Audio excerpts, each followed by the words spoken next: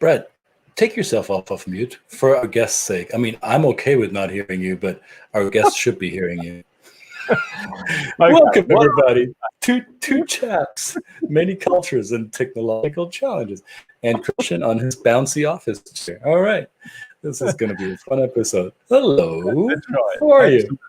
Well, I said, how could you not start it? How could you not start a day in a good mindset when you've got Sepalot to be bouncing along to? Another Right. shout out for our musical contributor, Sepalot, also known as Sebastian Weiss. Sebastian Weiss, absolutely. Go and check it out, Sepalot. I often have it playing in the background. It's great. Gives me a good mindset. There you go. See, it works. Music works. Speaking of mindset, our discussions over what we did over the weekend brought to mind. Actually, it was before the weekend. My good learned friend here, basically over there, said that posted some pictures of an activity that you took part in over the weekend.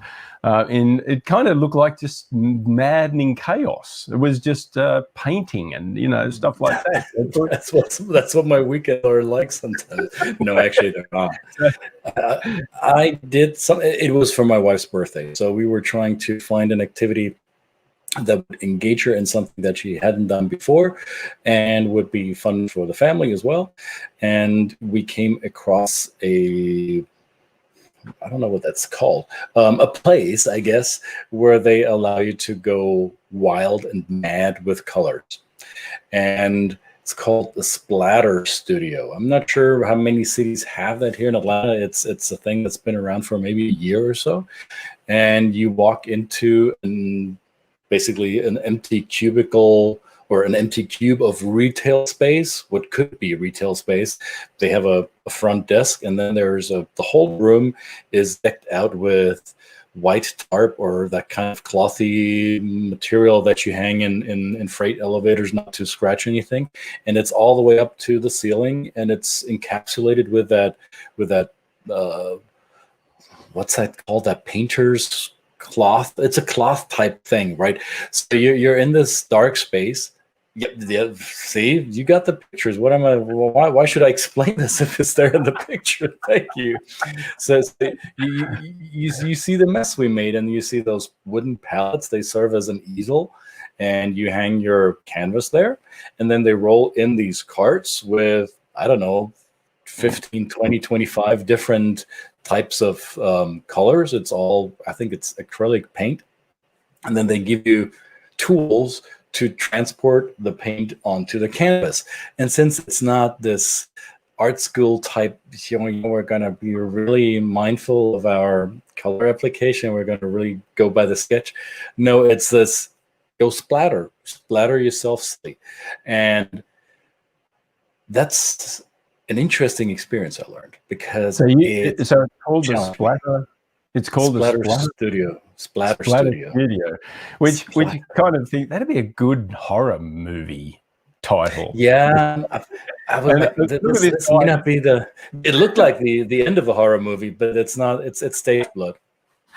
Look, I mean, this guy on the right, Brigida's there, but is that a real person standing there in the light? Yeah, it's a real person. He's wearing this hazmat suit, and he basically comes in and swaps out the water buckets to clean your brushes. And there's always somebody there to make sure you make an even bigger mess. And he's also in charge of cleaning it up afterwards, which I'm happy he was there. Eric is his name. Thank you, Eric. Eric, you're awesome. Good luck with that. Well, what I thought was interesting when I was asking you about it is that you said, I started.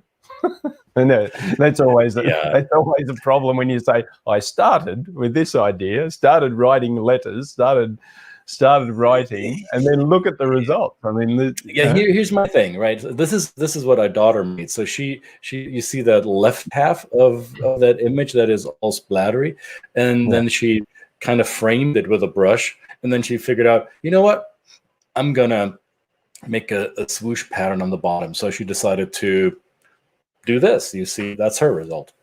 Yeah. And on the left, I think that's my wife's, as it was still running down the liquid paint, bleeding into each other. The thing I started out with is, hey, you need to know that I am not necessarily the creative type when it comes to coloring, painting. I mean, I'm creative when it comes to putting words to paper on a keyboard and writing and making stuff up. But this traditional art creation, whether it be music or visual arts, that's not necessarily my strong suit. Or I have this high level of awkwardness to come over. And so I walk in there. I thought, okay, let's see how this goes. Let's watch my wife and daughter how they do it. And then I thought, okay, let's make something that I can use for marketing purposes. Maybe I can create something cool to hang on the office wall or use as a social media post. So you see the logo, which is basically the acronym of my company. So I took blue that resembles the blue of the logo and took a brush and painted like TCM on the canvas. And it looked really good. Like, yeah, this is a good start, Christian. You're putting structure down. See, this works.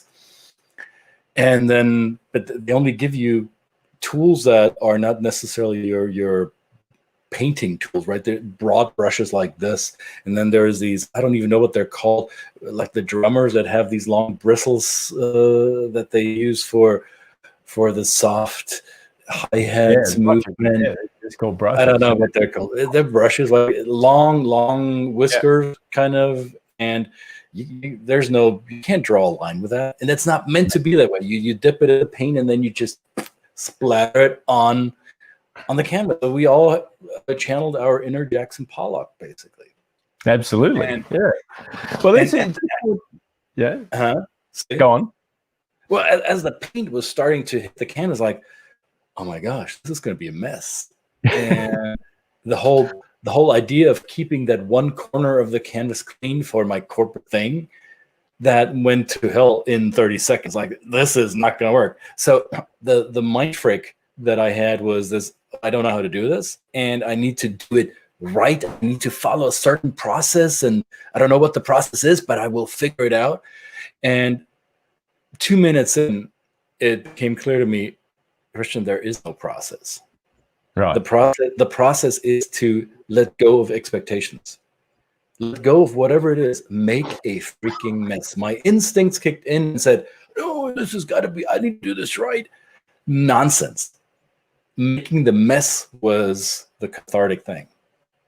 So that's the key, right? And I was thinking about how you started, how the mindset of how you started is, I'm here, I have the goal, I have this, my goal is only going to fit in what how I frame it, right? Which is interesting, because I had just watched a video from a Dr. Alia Crum, who is a Harvard professor, I think, did a lot of work with Yale as well. You know, these smart people, they just farm themselves out to all kinds of colleges.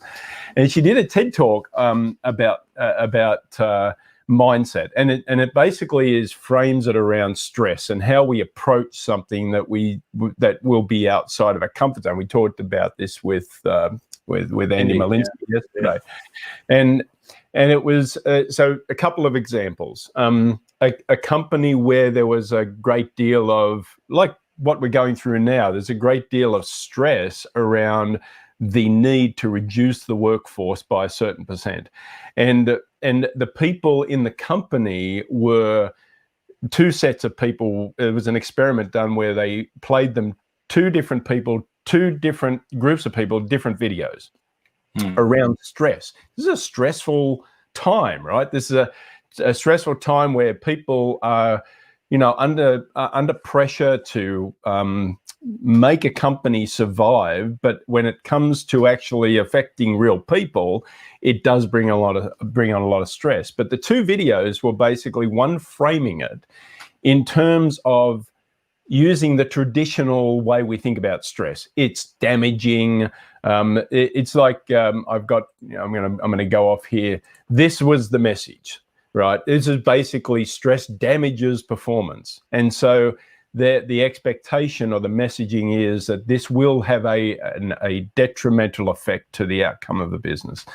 And the other one basically changed one word. Throughout the messaging was stress fuels performance. This is this can be a starting point. This can be a very big positive move for this company, and perhaps maybe in a longer term provide more jobs than perhaps we're losing in this short-term 10% of loss. So it was applicable to that.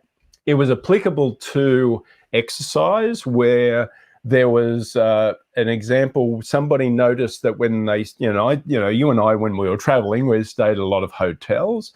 We see people who are working in rooms to clean rooms after each day. And there was the study about how those people approached their mindset of exercise. So they asked those people that did those jobs. I mean, it's hard work. You're in there, you're changing sheets, you're moving beds, you're doing all kinds of stuff. But they said, do you exercise often? And all these people said no. Like they said, no, we don't exercise, and we don't actually, we don't get enough exercise. We're too busy working. We don't get enough exercise. But when they measured the actual the result of the effort they were putting in their job, it was far and above more than your average athlete. So the mindset was, think about your job as a form of exercise. And when they followed it, the people lost weight. They lowered their any problems with heart, high blood pressure, and things like that. It was fascinating. So it just brought to mind when you were saying, I went into this with this expectation, this mindset.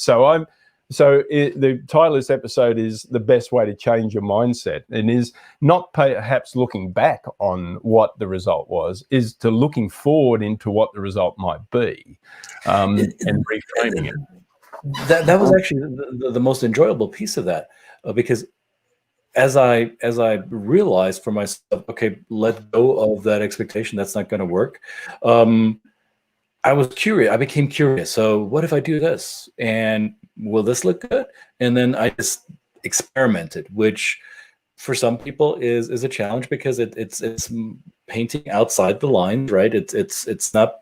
This was not paint by numbers, right? So it was the growth. Not growth, maybe not. Well, and I could use the word growth if we related to business, but as I was going through that splatter process, I recognized that, hey, this is shaping up to be good looking, and maybe if I do this, it might look better. And then I added something, it looked horrible, and I said, okay, it's already on the canvas, I can't change it, so I can't take it off. So all I can do is add stuff. So how do I layer it? How do I work with the materials? How do I work with the tools to hopefully have something that I'm happy to look at the end? And I never knew what it will be. My sister-in-law, who is she does sculpture. She's a creative artist. She's a visual artist, so she does a lot of sculpting. And she always says when she went with the chisel and the hammer to the stone block, it's a very cathartic experience, because every single stroke of the hammer is a decision, an irreversible decision, because you'll chip off stone that you can't put back on. So it's a decision-making machine, because you have to decide with every single stroke of the hammer. Same with painting, apparently. You have to make a decision. Every time you do something, it'll stay on the canvas. It's not like many of us who work in the digital field, where we do something and then we edit it later, or we delete it, or we massage it so we're happy with the outcome. No. In this process, every decision is somewhat permanent, or it leaves a mark that is, if you try to remove it, it'll make matters worse. So being okay with that, and that was really fun to experience that, and I'm happy with the outcome. It does not look like anything I thought it would look like, but it's going to get framed, and we're going to find a place to hang it. Absolutely. And the sculpture thing is a great one, because let's go back to what Michelangelo said about the statue of David, right? That statue was already in the marble. He just removed the excess. That's it. Yes. You know, that's an amazing way to look at it. So he started with the mindset of there is something beautiful in here. I see it already. I see it inside. I just need to remove the parts that are not valid, right? They're not remove the ugly parts, or maybe not the ugly parts, but the unnecessary parts for now, to reveal what is in my mind already. I thought that was a great way. Yeah, we have a term in coaching that we like start with the end in mind, and it requires to envision what the end is. So it prompts the coaching client to get clear on what their desired outcome is. If you yoga, no, who was it? Yogi Berra, yoga, some baseball great in the past, that if you don't know where you're going, you'll end up somewhere else. So if you don't know what the desired outcome is, then your process towards it will eventually mislead you, because if you're going to find out on the way, then you could stray and have fun meandering. I'm not going to say that's a bad thing, but if you want to get something done, you want to know what it is you want to accomplish. What's your desired outcome? What do you want to have at the end of it?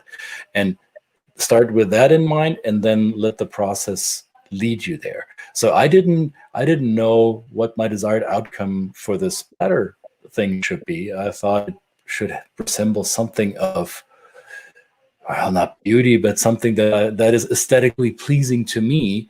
And as I told you earlier, 30 seconds into what I thought I should do, I recognized this is not going to work. So I said goodbye to that expectation, set a new expectation, set the mindset right, and said, okay, whatever it's going to be, I'm going to be happy with it, because I did something that I had never done before, and I'm allowing my intuition to guide it. And hey, I got it right here, down here. Let me pull it up. Yeah. It's not framed yet. It's not framed yet. And say whatever you want. I like it. All right. So this is the result. I think it's great, and it does actually look like the pattern on the back of your on your banner in the back. Look at that. Well, now that you say that, well, maybe I should hang it this way. I don't know what's up or down. Who's to say? I don't know yet. Maybe this way. Maybe that's way. what I said. I said that way. You said they have to be perpendicular, or what is it? It's portrait or landscape, right? That'd be correct terminology. Let's get correct. Anyway, good fun. I mean, yeah. To extend this into business world, I think my takeaway is that yes, your processes matter. Yes, your organizational regimen is important. If you want to have predictable outcomes, you need to have a certain strategy in place that you can follow. I'm not shaking that at all.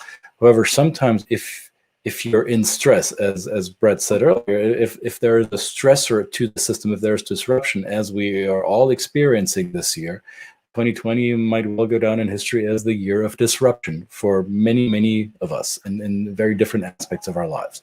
So if there's a stressor, you're going to fight it and try to contain it and waste energy on the stressor, or are you allowing that energy that's beyond your control anyway to enter the system and find a way to flow with it and move around it?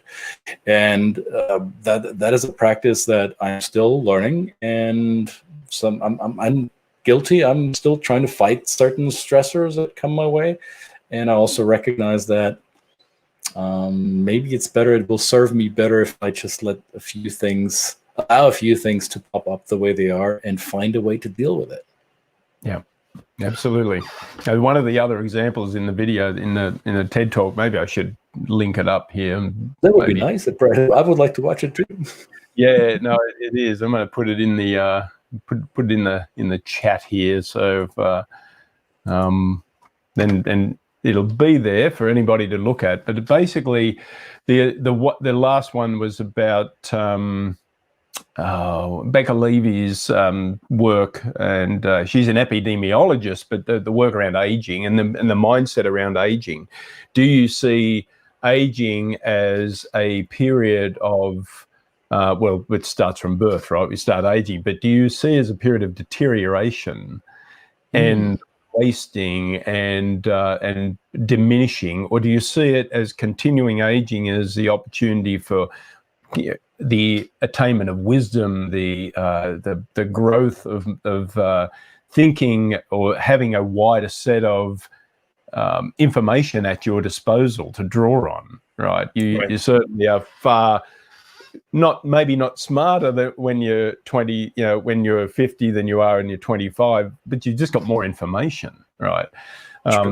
Now, the type of information you absorb is important. This age of Facebook and stuff like that, we have to be very cognizant about our own filters, what we let in, and how valid it is. And of course, next week we're talking a lot about psychology, and we're talking to people who have spent years studying these things. You mean people that are smarter than us? People that are smarter than us, and people that do science, which science at the moment is not getting a good rap. That constant barrage that Dr. YouTube is better than science. Now, what I've just shared. That's only for people who never really wanted to pay attention in school anyway. So let them have their moment. Eventually, but the beauty about science is you can't fudge with it, because eventually it'll bite you in the butt. Facts are facts, as long as if you're okay manipulating them for your own good. And I'm going to give you your moment. Karma's a bitch. You'll find out. Absolutely, yeah. No, I agree. And I guess I've never done science as a pursuit, but I love the process. And the process is actually, but people think of science. I think Andy mentioned it yesterday. Science is not an exact science, right? Science is actually questioning things continually, right? Continually reassessing, retesting, not challenging what may have come before, right? And you mean the Earth is not flat, then? No. Yeah, strangely enough, it's not. Great documentary recently I watched on that, but it is actually science is great, because it's like, yes, it's not an absolute. It's a continuing evolution of information that takes new information and applies it to what's come before, and retests the theory. And I guess that's the problem, the mindset of, say, a conspiracy theorist, right? And we're not going to, let's not. Conspiracy. We're gonna open that door. Oh, right, we're gonna be here until tomorrow. Nice. Just an example of the mindset of saying, well, they talk about themselves as like, well, I'm a critical thinker. Well, you're only critical of stuff that you don't agree with. No, that's the thing, is right. So scientists challenge stuff they agree with and they don't agree with, both at the same time. Exactly. That's what I find fascinating about that mindset. So again, yes, getting back to that mindset, changing them. I think what I got out of this short video is just taking a step back and saying, what is the outcome I want? And how am I going to frame it in terms of not saying, oh, this is just going to be so much hard work, right? This is going to be difficult. This is going to be a challenge. But saying this is going to really teach me a lot of new skills. This is really going to help. If this is your mindset going in, if you're going in with that negative mindset, if you're going in with believing that it's going to be bad or negative, then guess what? That you create your reality, right? The words we tell ourselves, it creates our reality. And the future is made up. None of us have created it yet, so it's out there. So as a human being, and as you recognize that that we are able to create part of our environment, that we're not only subject to what's around us, there's something that we can do internally to make our world the world we want it to be. Then once you realize that, then you want to make up something that's great for you, or you can choose to make up the stress damages your performance. If you choose that, walk that path. I'm not going to follow you, but that's your choice. Don't make me responsible for your mindset. Or if you choose to, let it fuel your performance. Either way, it's up here. Mindset. That's right. Reverse the saying and say, I will see it when I believe it. Simple as that. That was who said that? I can't remember. I'm terrible at quotes like that. Don't quote me on quotes. All right. All right, guys. Many cultures. This went deep on a Tuesday morning. Can you believe it? Yes. Yes, that's the kind of stuff we do here. All right. Thanks for watching, everybody.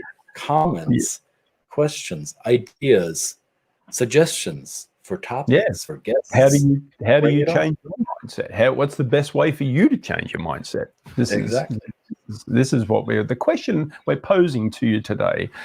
So thank you so much, everybody, for joining again. And if you're watching the replay again, yes, put in your comments, send us a note, all those little kind of things that are scrolling along the bottom. You can reach out to us. That's where we are. Subscribe, people, subscribe. There's benefits to subscribing. We haven't decided yet what they will be, but there will be benefits to subscribing. You'll be the first to know. That's right. Absolutely. All right, mate. Good to see you again. See you tomorrow. Where we'll do it again. Have fun. Bye now. Bye-bye.